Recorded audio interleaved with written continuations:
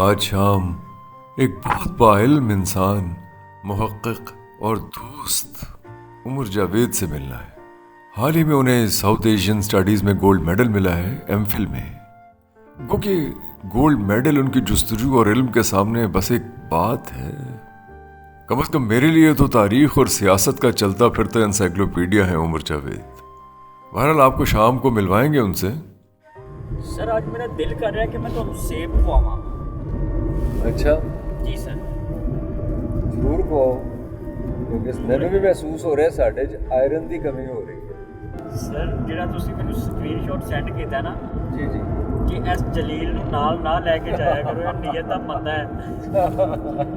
ਤੇ ਮੈਂ ਵੈਸੇ ਹੀ ਸੋਚਿਆ ਕਿ ਮੈਂ ਇਹੋ ਜਿਹੀ ਕੀ ਹਰਕਤ ਕੀਤੀ ਕਿ ਸਰਦਾਰ ਜੀ ਨੂੰ ਮੈਂ ਬੁਰਾ ਲੱਗਿਆ। ਸਰਦਾਰ ਜੀ ਨੇ ਬੜਾ ਮੈਨੂੰ ਵੀ ਨਹੀਂ ਪਤਾ ਕਿਉਂਕਿ ਜਿਹੜੀ ਵੀਡੀਓ ਤੇ ਕਮੈਂਟ ਆਇਆ ਜੇ ਉਸ ਵੀਡੀਓ ਤੇ ਤੁਸੀਂ ਐਸੀ ਗੱਲ ਹੀ ਕੋਈ ਨਹੀਂ ਕੀਤੀ।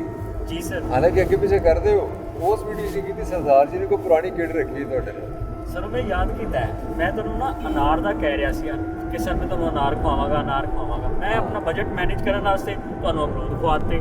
ਤੇ ਤੁਹਾਡੀ ਹੁਣ ਤੁਸੀਂ ਆਪਣੀ ਅਦਾਵਾਂ ਤੇ ਗੌਰ ਕਰੋ ਨਾ ਜ਼ਰਾ। ਮੈਂ ਗੌਰ ਕੀਤਾ ਐਸੇ ਵੀ ਅੱਜ ਤੁਹਾਨੂੰ ਸੇਬ ਹੀ ਆਫਰ ਕੀਤੇ ਨੇ ਜਿਹੜੇ ਮੈਂ ਅਫੋਰਡ ਕਰ ਸਕਦਾ। ਤੇ ਬਸ ਫਿਰ ਹੋ ਸਕਦਾ ਸਰਦਾਰ ਜੀ ਕੁਝ ਨਾ ਕਹਿਣ ਫਿਰ ਤੁਹਾਡੀ ਨੀਅਤ ਤੇ ਸ਼ੱਕ ਨਾ ਕਰਨ। फिलहाल हम जा रहे हैं बेगमपुरा शरफुन्निसा का मकबरा देखने, और फिर पहुंचना है खड़क सिंह की हवेली देखने, लाहौर फोर्ट, फिर अंदरून लाहौर की सरमस्तियां। देखिए पाते हैं उशाक बुतों से क्या फैज। एक ब्राह्मण ने कहा है कि ये साल अच्छा है।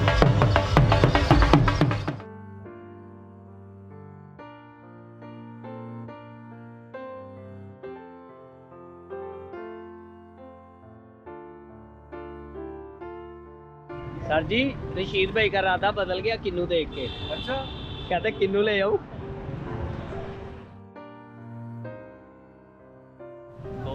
दोनों लिए डन हो गया।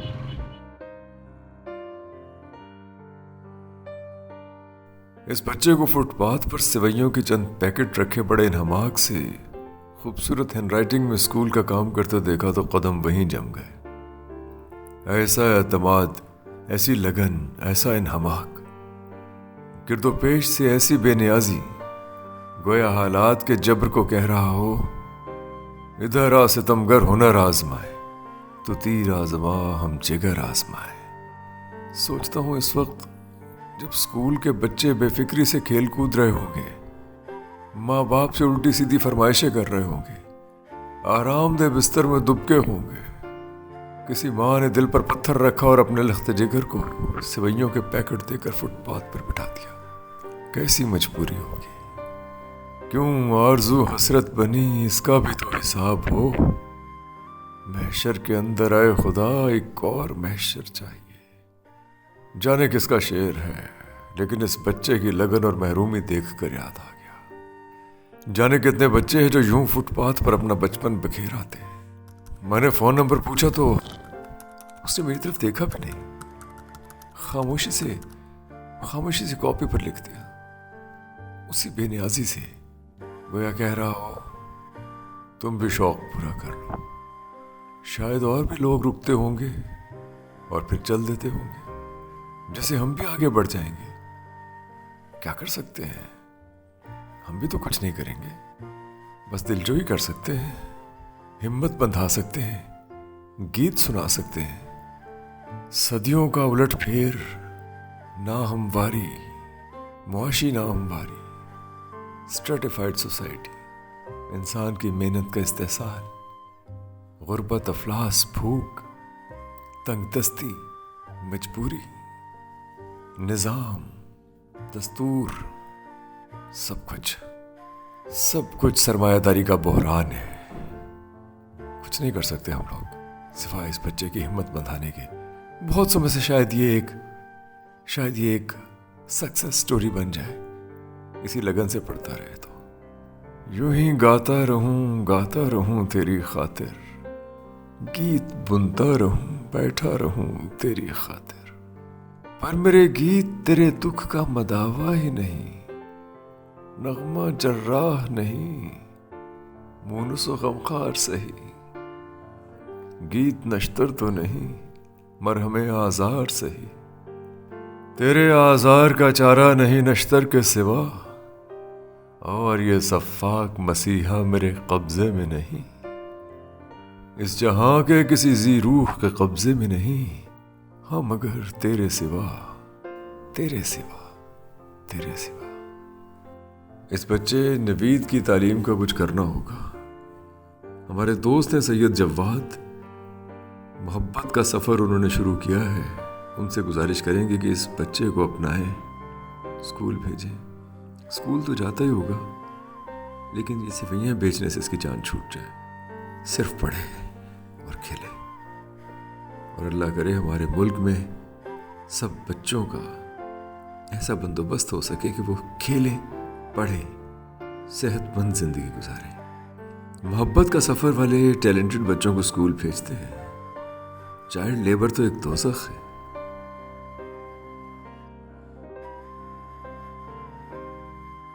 बेगमपुरा में शरफुन्निसा मकबरे पर आ पहुंचे हैं। ये शरफुन्निसा वही हैं जिनका जावेदनामा में जिक्र है। जावेदनामा अल्लामा इकबाल की एक तमसीली तवील नज़्म है, जिसमें वो अपने पीर मौलाना रूम के साथ जन्नत की सैर करते हैं। मसीहियत, ज़रतुश्त, इस्लाम और गौतम बुद्ध के नज़रियात पर बात करते हैं। कुल 53 लोगों से मुलाकात हुई उनकी इस नज़्म में, और ये नज़्म 1837 अशार पर मुश्तमिल है। इसमें जब वो जन्नत में ये खूबसूरत मकबरा देखते हैं, शरफुन्निसा का मकबरा, तो रूमी से पूछते हैं कि ये बुलंद मकाम मोतियों से बना हुआ ये क्या है? और रूमी बताते हैं कि ये काशाना शरफुन्निसा है। शरफुन्निसा अब्दुस समद की बेटी और लाहौर के गवर्नर ज़करिया की बहन थी। ये वही अब्दुस समद हैं जिन्होंने 1715 में बंदा बैरागी को शिकस्त दी थी। शरफुन्निसा जवानी ही में फौत हो गईं। उनकी वसीयत के मुताबिक उनकी तलवार और कुरान करीम उनके साथ ही इस 12 मीटर ऊंचे मकबरे में रख दिया गया था। आज के दौर में तलवार साइंस और टेक्नोलॉजी का इल्म है। 18वीं सदी में शायद तलवार थी। तलवारबाजी और जंगों का जमाना अब लद गया। इस मकबरे की कोई सीढ़ी नहीं है और ये बंद है। मैं वादा करता हूँ हम फिर किसी दिन अंदर से विजिट करेंगे जब ये ताला खुला होगा। फिर आपको शरफुन्निसा के बारे में, उनकी तावीज़ के बारे में मज़ीद मालूमात वहाँ पहुँचाएंगे। भाई आज ते नाराज नहीं हो ना, सर भी दूसरा सेब खा रहे हैं, तुसी भी खाओ। ए लो, ए देखो लाल लाल सेब। गिन भी रहे ना। अच्छा, एक तो दे रहे हो और ऊपर से ना सर गिन भी रहे हैं कि ये दूसरा है और ये इनका तीसरा है। जमशेद भाई से फ़ोन पर बात हुई है। फ़िलहाल हमें लाहौर कला जाना है। शाम भी ढलने को है, दिन की रोशनी को इस्तेमाल करना है। बहरहाल भागम भाग कला पहुंचे हैं। भाई वस्ती राम के मकबरे के पास से गुजरते हुए आगे जा रहे हैं। अंदर ही जावांगे आज इंशाल्लाह जावांगे। आज रीजा पूरियां करेगा कमर अपनी सारी। गाड़ी पर गए तो रोशनी में खड़क सिंह की हवेली दिखा सकेंगे। दरअसल लाहौर में पुरानी इमारतों की तज़ीन व आराइश का बहुत काम हो रहा है, और ये बात मैं बार बार कह रहा हूँ। हम वो मंदिर, वो गुरुद्वारे, वो गौशाले, वो जगहें, वो इमारतें, वो हवेलियाँ दिखाते हैं जिन पे अब तक काम नहीं हुआ, क्योंकि हमारा काम निशानदही करना है उन जगहों की जहाँ अभी तज़ीन व आराइश नहीं हुई, जिन्हें अभी कंजर्व नहीं किया गया। लेकिन इसका हरगिज़ ये मतलब नहीं है कि वो वर्ल्ड सिटी अथॉरिटी की नज़र में नहीं। हम अपना काम कर रहे हैं, वर्ल्ड सिटी अथॉरिटी वाले अपना काम कर रहे हैं। उनका काम बहुत बड़ा काम है। वो लाहौर को एक नई शक्ल दे रहे हैं। यहाँ भी फोर्ट में भी जो काम हो रहा है उसका क्रेडिट वर्ल्ड सिटी अथॉरिटी को जाता है, साकिब साहब को जाता है, कामरान लाशारी साहब को जाता है, और उन सब लोगों को जिनका ये विजन था। हमें उम्मीद है हमारे दिखाए हुए मंदिरों की किस्मत भी जागेगी। मुद्दा महवे तमाशाए शिकस्ते दिल है, आईना खाने में कोई लिए जाता है मुझे। गालिब की एक अदा है जिसे इंग्लिश में डिटैचमेंट कहते हैं, यानी खुद को गैर तसव्वुर कर लेते हैं, अपने ही गम को दूर खड़े होकर देखना शुरू कर देते हैं। आईना खानैनी, माजी की बेरुखी, और कोई है जो उन्हें बार बार वहां ले जाता है। कौन है वो कोई जो उनकी ही शिकस्त का तमाशा दिखाता रहता है? वो कोई और उनकी अपनी अना है। अपने ही गम से लुत्फ कशीद करना शुरू कर देते हैं, सिर्फ उस गम पर अपनी गिरफ्त कायम रखने के लिए। चिपक रहा है बदन पे लहू से पैराहन, हमारे जैब को अब हाजते रफू क्या है? अच्छा माफ कीजिएगा, अक्सर लोग इसे जेब पढ़ते हैं। ये जेब नहीं है, ये जैब है, जैब। और जैब का मतलब होता है गला। वो कहता है लहू ही इतना बहा है हमारा कि वो गला जो फटा हुआ था उसे रफू करने की जरूरत ही नहीं पड़ेगी। हमारा अपना लहू ऐसा है कि वो हमारा जैब उस लहू की वजह से चिपक गया। ये है मिर्जा गालिब। थी खबर गरम के गालिब के उड़ेंगे पुर्जे, देखने हम भी गए पर तमाशा ना हुआ। गोया गालिब और वो जो देखने गए थे दो मुख्तलिफ एंटिटीज हैं। इसे डिफेंस मैकेनिज्म कहते हैं, अपनी अना को दुख से बुलंद कर लेना। किसी व्लॉग में गालिब की ज़ाती ज़िंदगी और नाकामियाँ, बज़ाहिर नाकामियों पर बात करेंगे और उनके अशार को उस तनाजुर में परखेंगे। तनाजुर का मतलब है कॉन्टेक्स्ट, पर्सपेक्टिव। फिलहाल लाहौर फोर्ट में खड़क सिंह की हवेली दिखाते हैं जिसकी तामीर नौ हो रही है। हवेली से बाहर का नज़ारा भी कमाल है। महल्लात, मंदिर, बुर्ज, बाग, दीवान, सब एक ही नज़र की इनायत होने पर आंखों में समा जाता है। देखो तो दिल फरेब ये अंदाज नक्शे पा, मौजे खराम यार भी क्या गुल कतर गई। नज़ारे ने भी काम किया वान ख्वाब का, मस्ती से हर निगाह तेरे रुख पर बिखर गई। यह है खड़क सिंह की हवेली। महाराजा रंजीत सिंह के बेटे खड़क सिंह, जिन्हें ध्यान सिंह ने साजिश से नौनिहाल सिंह के जरिए आहिस्ता आहिस्ता जहर दिया, हत्ता कि वो मर गए। हवेली नौनिहाल सिंह हम दिखा ही चुके हैं। इस हवेली की हालत तो बहुत ही दिगरगून थी, लेकिन अब जमशेद भाई और उनके साहबजादे उवैस इस पर काम कर रहे हैं। आपने तो वैसे भी इसका नक्शा ही बदल दिया यार। ये क्या, ये पतली ईंट का तो खत्म हो गया, अब ये कहाँ से लेते हैं? नहीं सर, ये मिल जाती है काफ़ी इजीली, इसका कोई इशू नहीं होता। ज़्यादा इशू कंसीडर कर लाया जाता है चोरी टाइल की ईंट में, वो बिल्कुल नहीं मिलती। वो फ्लोर के अंदर हुई भी है तो उसमें काफ़ी पेश मुश्किल आती है। वो काफ़ी जगह किसी और सिटी से मंगवानी पड़ती है ज़्यादातर। किस सिटी से? मुख्तलिफ अभी जहाँ मिल जाए, जहाँ से मिल जाए इजीली। पाकिस्तान में? जी, पाकिस्तान से। उवैस साहब इस हवेली के निचले हिस्से में काम कर रहे हैं, जो आगे जाके एक लाइब्रेरी में तब्दील हो जाएगा। अच्छा, हमने ये भी देखा कि बहुत सी टाइलें ऐसी हैं पुरानी जिनके ऊपर कुछ इमेजेस भी बने हुए थे। जैसे अब हम देख रहे हैं वजीर खान मॉस्क में वो कर रहे हैं, वो टाइलिंग के ऊपर पेंटिंग भी कर रहे हैं जी। तो आप ये कैसे करेंगे? नहीं, इधर नहीं है वो कुछ ऐसा। अच्छा, इधर से जी पतली जी, जैसे कि प्लास्टर वगैरह आप पहले भी देखते रहे हमारे काम में। जी जी, काफ़ी वही है, अंदर प्लास्टर है, प्लास्टर के साथ एज वर्क है, फिर काफ़ी जिससे ये फिलिंग्स वगैरह होती हैं उस तरह का काम है काफ़ी। इस हवेली का स्ट्रक्चर कैसे फ़र्क है बाकी हवेलियों से? अंदर से काफ़ी है, जैसे अगर आपने पहले कभी देखा आपने ऊपर से? बहुत पहले देखा हुआ है। अभी भी मतलब कि चौड़े हैं काफ़ी कमरे वगैरह। अगर आपका पहले कहीं किसी जगह पे चक्कर लगा हो किसी हवेली में तो उसके टाइप से ज़रा चेंज है। अंदर जकूज़ी वगैरह भी बनी हुई है एक जगह पे।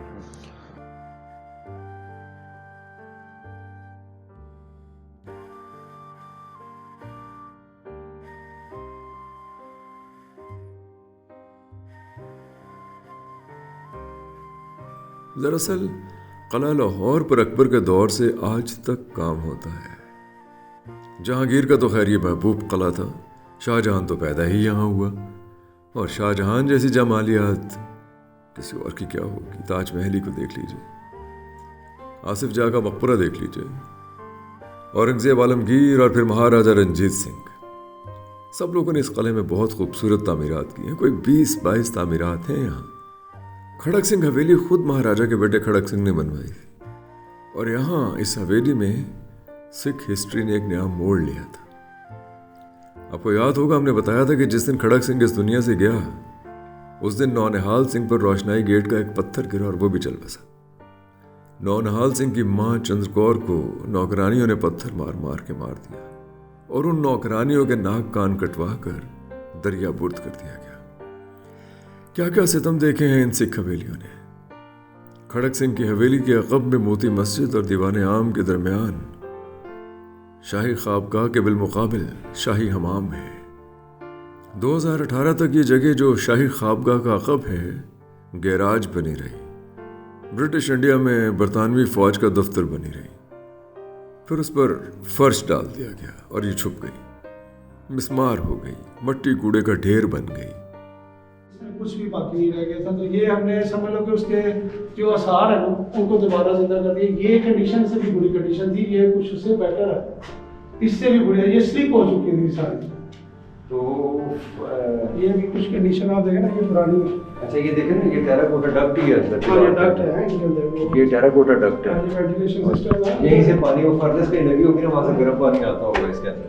हाँ जी। और यहाँ से होके बेसिक पहले में जो जितने भी पानी की वो सिस्टम वो चढ़ते थे वॉल से, वो ऊपर आप कहते हैं कि पानी प्रेशर से कहाँ आ गया, पानी ऊपर इतनी हाइट है, नीचे दरिया है जी, पानी कहाँ से आ गया जी। वो पानी चढ़ाते थे दीवारों पे स्टेप बाय स्टेप। लेकिन मोटर लगी होगी ना?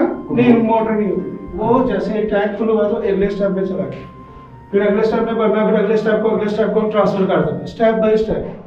फिर वो बाउंड्री वाल्स पे चलते चारों तरफ उसको खा गई। जब वो हाइट पे जाके जब वो स्लो करता है ना तो ऑटोमेटिकली प्रेशर क्रिएट करता है। 2018 में जमशेद भाई ने वॉल सिटी के ज़ेरे साया इसे असल हालत में बहाल करने का बीड़ा उठाया। और ये देखिए क्या शानदार तामीर निकली है इसकी।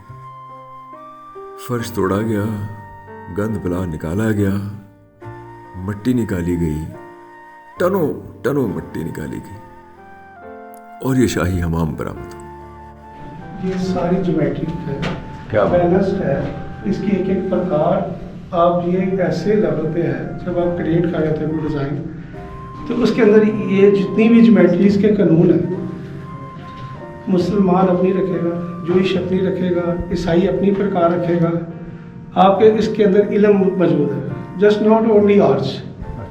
इसके अंदर आपके अंदर इतने गुनिये और इतनी प्रकारें हैं कि आपको ये देख के बता सकते हैं कि ये किसी यहूदी ने किया हुआ, ये किसी ईसाई ने किया हुआ, ये किसी मुसलमान ने किया हुआ, ये किसी हिंदू ने किया हुआ। इसके अंदर इतने राज पुख्ता है, लेकिन उनके लिए जो प्रैक्टिकली इसको लिखना भी जानते हैं और मेक करना भी जानते हैं। इंजीनियरिंग थी, इंजीनियरिंग है पूरी। और इसके अंदर वो इंजीनियरिंग में भी इस लेवल पे थे तो उन्होंने अपनी छाप छोड़ी है।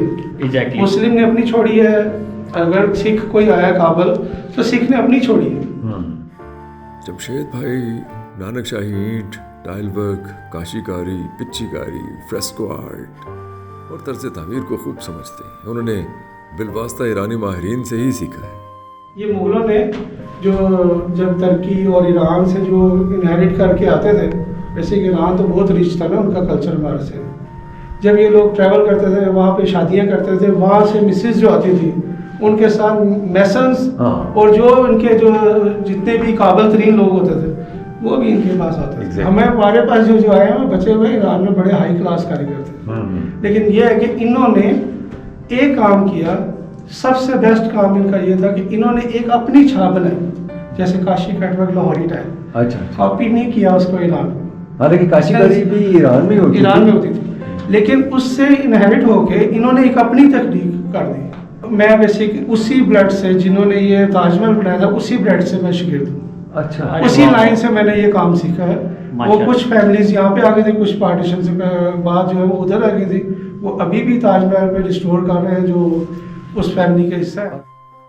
शाही हमाम मुसलमान जहाँ भी गए उन्होंने हमाम बनाए। स्पेन में 911 हमाम थे इस तरह के, मुगलों ने यहाँ बनाए। बाबर अपनी किताब में इस बात पर नोहा कना है कि यहाँ हिंदुस्तान में मीठा पानी नहीं मिलता, ऐसे फ्रूट नहीं मिलते, ऐसे फल नहीं मिलते जैसे कि तुर्की में मिलते थे, और हमाम नहीं। बहरहाल मुगलों ने यहाँ हमाम बनवाए और ये अकबर के दौर का बना हुआ हमाम है। चूने से बनी दीवारों की खूबी ये होती है कि पानी पड़ने पर और मजबूत होती जाती है, इसीलिए मुगल दीवारों में चूना इस्तेमाल करते थे। गर्मियों में ये दीवारें ठंडी रहती थीं और सर्दियों में गर्म।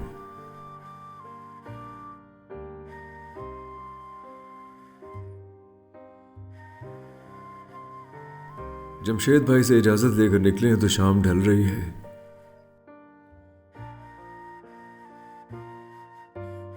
फाइनली मैंने याद हो गया उन की है शेर खड़क सिंह के खड़कने से खड़कती हैं खिड़कियां और खिड़कियों के खड़कने से खड़कता है खड़क सिंह।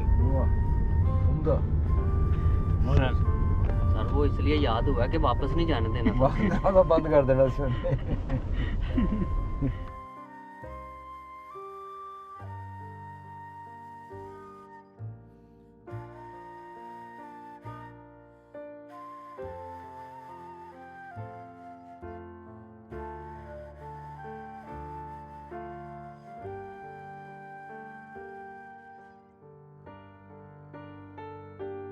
लोहारी की गहमा गहमी देखिए, बलखा से बाजारों में लोगों की रेल पेल देखिए।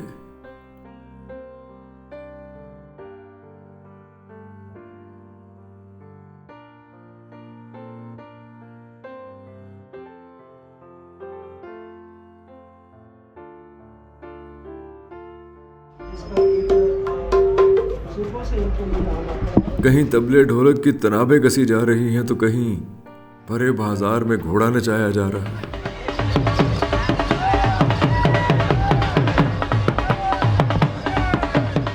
अंदरून के रंग ढंग ही निराले, सेलिब्रेशन के लिए हर वक्त तैयार लोहारी, इसलिए तो इन्हें जिंदा दिलान कहते हैं। अंदरून में फिरते देर हो गई, उधर उमर जावेद पहुंचने वाले थे, भागम भाग वेलेंशिया पहुंचे हैं। मेरी दानिस्त में उमर जावेद जनूबी एशिया की सियासत पर एक अथॉरिटी है। रीथिंक विद उमर जावेद उनका यूट्यूब चैनल है, आप लोगों ने देखा होगा, बहुत उम्दा तबसरे करते हैं। मुझे तो तारीख और सियासत पर कोई मसला दरपेश हो तो मैं सीधा उमर को फ़ोन करता हूँ। 25 बरस पुराना ताल्लुक़ है इनसे। पिछले ही हफ्ते साउथ एशियन स्टडीज़ में एमफिल पर गोल्ड मेडल लिया है। पंजाब यूनिवर्सिटी से गोल्ड मेडल मिला है उमर जावेद को। बस उसी की सेलिब्रेशन के लिए हम यहाँ फ्लेवर्स ग्रिल आए हैं। आप बताएं हमारे दोस्त को कि पंजाब ने कभी मज़ामत नहीं की और पंजाबी हमेशा बस दिग्गा ठिठेरे हैं, और ये एक है ना इल्ज़ाम लगता है पंजाब के ऊपर, तो ये कभी क्या पंजाब ने कभी मज़ामत नहीं की हमलावरों के खिलाफ? देखें, इसमें हमें दो पीरियड्स को डिफरेंशिएट करना पड़ेगा। दो पीरियड्स को, एक एंशंट अगर हम पंजाब का जिक्र करें, और फिर मिडीवल या मिडीवल से ज़्यादा पोस्ट मिडीवल। अब एंशंट एरा में हम जानते हैं, जिसको खुद वेस्टर्न ऑथर्स भी मानते हैं, और इस पर ये बुद्धा प्रकाश बहुत बड़े हिस्टोरियन हैं पंजाब के, उन्होंने बड़ा अहम काम किया हुआ है कि जब अलेक्जेंडर आया, जब सिकंदर यूनानी पूरा वो दरा को शिकस्त, और उस ज़माने की जो बड़ी सुपर पावर थी फारस की सूरत में, उसको शिकस्त देता हुआ जब वो पंजाब में एंटर होता है, तो जो राजा अम्बी है वो तो साथ मिल जाता है, जो आज का टक्सला और उसके तरफ का इलाका है। लेकिन आगे फिर जो पोरस की तरफ से उससे मुज़ाहमत होती है, वो बहुत ज़बरदस्त मुज़ाहमत होती है। और इसमें हमारे पास सोर्सेज सिर्फ यहाँ के लोकल सब कॉन्टिनेंट के हिस्टोरियंस नहीं है, वेस्टर्न जो हिस्टोरियंस हैं, वेस्टर्न जो ऑथर्स हैं, वो भी इस चीज़ को मानते हैं। एंट ओबी जैसे वेल डेवरा चलते हैं, जिन्होंने वेस्ट में कहा, वो भी इस चीज़ को मानते हैं। फिर आप जो बात करें एंशंट इरा के बाद, मिडीवल पीरियड तक ऐसा दौर ज़रूर रहा है जब यहाँ मुज़ाहमत कम हुई है। अच्छा, भरपूर मज़ाहमत कहाँ नजर आती है? भरपूर मज़ाहमत हमें नज़र आती है जब गुरु अर्जुन टकराए, गुरु तेग बहादुर दिल्ली दरबार से टकराए, उसके बाद फिर ख़ास तौर पर बंदा बहादुर, इन लोगों ने जो मज़ाहमत की। अब बंदा बहादुर जो है वो तो सीधा एक तो दिल्ली दरबार चूँकि रलाई करता था, यहाँ के मुग़ल एम्पायर रलाई करता था, जो पंजाब के बड़े जागीरदार थे, बड़े लैंड लॉर्ड्स थे, फ्यूडल लॉर्ड्स थे, जिनमें हिंदू पहाड़ी राजा भी थे पंजाब के, मुसलमान भी जागीरदार थे। बंदा बहादुर ने जिस तरह इन लोगों को मज़ाहमत दी, और आपके इल्म में होगा, लेकिन हमारे व्यूअर्स की जानकारी के लिए, कि जो बहुत बाद में जहाँ इनकलाब आए हैं और लैंड और ज़मीनें आम हारियों किसानों को दी गई हैं, चाइना के अंदर 49 का रेवोल्यूशन बात करें, रशिया में 17 में, बंदा बहादुर ने, आप ये देखेंगे उस दौर में लैंडलेस जो पिजेंट्री थी उसको ज़मीनें देना शुरू कर दी। जागीरदारों से ज़मीनें लेकर जागीरदारी निज़ाम पर मुकम्मल तौर पर डंड डला, जागीरदारी निज़ाम एक लिहाज से खोखला कर दिया बंदा बहादुर की तहरीक ने। और फिर जिस तरीके से यहाँ आम किसान, आम मज़ेर दिलचस्प बात यह है कि इसमें मज़हब की डिफरेंशिएट नहीं थी।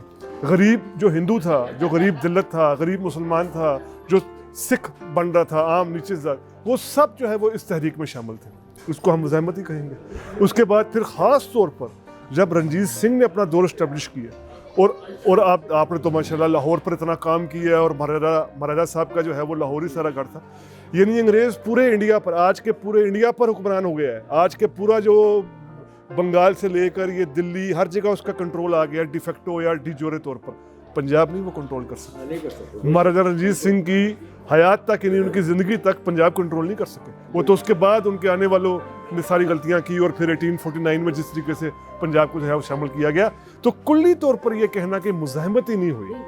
बैरूनी हमलावर जो आते थे अफगानिस्तान से आते थे, इवन अरब से भी आए, उनके खिलाफ मुज़ाहमत कोई नजर नहीं आई। नहीं, उनके खिलाफ मैंने वही कहा, एंशंट पीरियड में अब आप पोरस की मुज़ाहमत को क्या कहेंगे, या एंशंट पीरियड में जो अलेक्जेंडर की बाक़ियात थी, जो यूनानी फ़ौज की बाक़ियात, उसके ख़िलाफ़ जो यहाँ मुज़ाहमत एक लिहाज से गुरिल्ला वार, एक लिहाज से हटाकर फिर जो बाद में मौर्यन एम्पायर वगैरह सारा। वैसे तो हिंदू जो शाही खानदान है राजा जयपाल जी, उनकी भी मुज़ाहमत है, वो गजनवी के खिलाफ बात कर रहे हैं। हाँ, लेकिन मैं वही कहूँगा ना, आप राजा जयपाल ने कोशिश की, लेकिन राजा जयपाल की ये मुज़ाहमत इज्तिमाई मुज़ाहमत नहीं बन पाई। यानी उनका मदद हुई, सारे यहाँ के राजे भी इकट्ठा होने की कोशिश की सारा, लेकिन एक होता है ना कि एक इज्तिमाई नीचे से अवाम भी जो है वो मुज़ाहमत में शामिल हो जाए, सारा उस तरह का नहीं हुआ। अगर होता तो फिर गजनवी क्यों इस तरह कामयाब होता, सादा सी बात। बड़ी शानदार गपशप हो रही है उमर से, मैंने सोचा कि मैं व्यूअर्स को भी इन्वॉल्व कर लूँ। उमर ने बताया कि पंजाबियों पर गैर मुल्की हमलावरों को वॉकओवर देने का इल्ज़ाम सरासर गलत है। वो बताते हैं कि पंजाब था क्या, उसका रकबा क्या था, वो कहाँ से कहाँ तक था, और पंजाबी मज़ाहमत थी किसके खिलाफ। उमर ने इस बात की तायीद की कि अंग्रेज़ ने सिखों को जानबूझकर बदनाम किया। देखिए, रणजीत सिंह के खिलाफ प्रोपेगेंडे से भड़कर अंग्रेज़ ने यहाँ के मुसलमान को एक बात बावर करवा दी। अंग्रेज़ ने गलत बावर करवाया ये यहाँ के मुसलमान जागीरदार को, मुसलमान फ्यूडल लॉर्ड को। एक तो जो पुराना फ्यूडल लॉर्ड था, एक जो खुद अंग्रेज़ ने पैदा किया। अंग्रेज़ ने कहा यहाँ तो तुम लोग सिखों के गुलाम थे, हमने तुम लोगों को आज़ादी दिलाई है। तुम लोग यानी मुसलमान फ्यूडल लॉर्ड्स को बावर करवाया कि तुम तो सिखों के अंडर थे, खालसा राज के अंडर थे, हमने तुम्हें करवाया। लेकिन ये बहुत गलत बात, इसका सबसे बड़ा सबूत ये है, और आपने तो उस पर बहुत काम भी किया है। रणजीत सिंह का दौर अगर हम देखें, उस दौर के अंदर सिख बमुश्किल आबादी का 13-14% यानी 15% नहीं थे। और जब हम रणजीत सिंह के दौर की बात कर रहे हैं, हमारे जहन में रहे कि हम आज का पाकिस्तानी पंजाब, आज का इंडियन पंजाब, आज का हरियाणा, आज का हिमाचल प्रदेश, आज का KPK, आज का फाटा, आज का जम्मू और कश्मीर, पूरा इंडिया, ये सारे इलाके हम यहाँ मुश्किल सिख जो हैं वो 15% तक भी नहीं था, 13-14% मुसलमान अक्सरियत में थे। उसके बाद फिर हिंदूज और सारा। रणजीत सिंह के दौर में एक वाकया जीनोसाइड का नहीं हुआ जो शौरी तौर पर कंडक्ट कराया गया हो कि ये मुसलमान हैं, इनको ख़त्म करो, ये मस्जिदें हैं, ये मुसलमानों की अलामतें हैं, इनको ख़त्म करने की। ऐसा वो सेकुलर वो रजीम थी कि जिसमें मुसलमान भी थे, जिसमें हिंदू भी थे, एक भी ऐसा सबूत नहीं आ सकता। हालांकि हमें सब कॉन्टिनेंट की तारीख ये बताती है कि जो बादशाह रहे हैं उनके साथ आबादियाँ बेशक 13-14% ही होती थी, वो जीनोसाइड भी करा देते थे, वो दूसरे मज़ाहिब के मानने वालों की इबादतगाहों को भी तबाह करा देते थे। रणजीत सिंह के दौर में ऐसा नहीं हुआ, लेकिन एक प्रोपेगेंडा किया गया 1849 के बाद मुसलमानों को अपने साथ मिलाने के लिए, और ये प्रोपेगेंडा काफ़ी ज़्यादा बावर भी हुआ। इसका सबसे बड़ा सबूत ये है कि मुस्लिम लीग जिस तरह यहाँ मजबूत हुई, जो अंग्रेज़ नवाज पार्टी, जागीरदारों की पार्टी थी, और जो यहाँ में नेशनलिस्ट मूवमेंट्स चलती थी, जैसे जो गदर मूवमेंट बहुत बड़ी चली है 1920-30 और उससे पहले की दहाई में 19 यानी आप 20वीं सेंचुरी के आगाज़ की मैं बात कर रहा हूँ।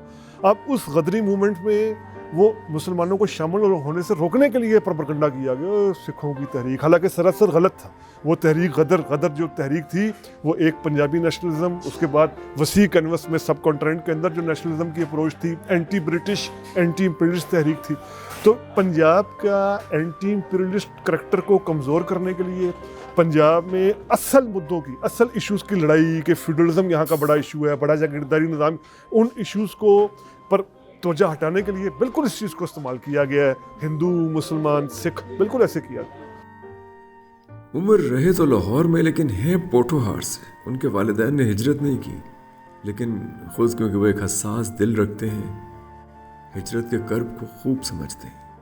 देखें, आप बेहतर समझते हैं अदब को। अमृता प्रीतम ने कहा था ना वारिस शाह को कि वारिस शाह आ तेरी हीर आज एक हीर नहीं, आज किन्नी हीरा रोंदी पईयां ने। वो 47 के मरूज में ये तो बहुत जुल्म था कि देखें, इसमें अगर आप सच पूछिए तो अगर हम बिल्कुल उस ज़माने की गैर जानिबदार हिस्ट्री को देखें तो ना जिना का ये था आइडिया कि यार इतने लेवल पर माइग्रेशन होगी और सारा, ना कांग्रेस का ये प्लान था सारा, ना अकाली दल जो सिखों की पार्टी थी उसका ऐसा कोई प्लान था।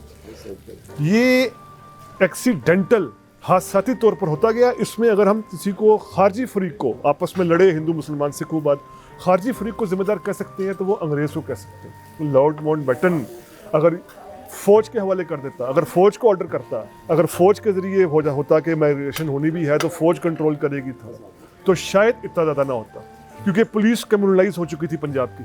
पुलिस हम जानते हैं, जो मुसलमान पुलिस वाले थे, हिंदू पुलिस, वो सारी कम्युनलाइज हो चुकी थी।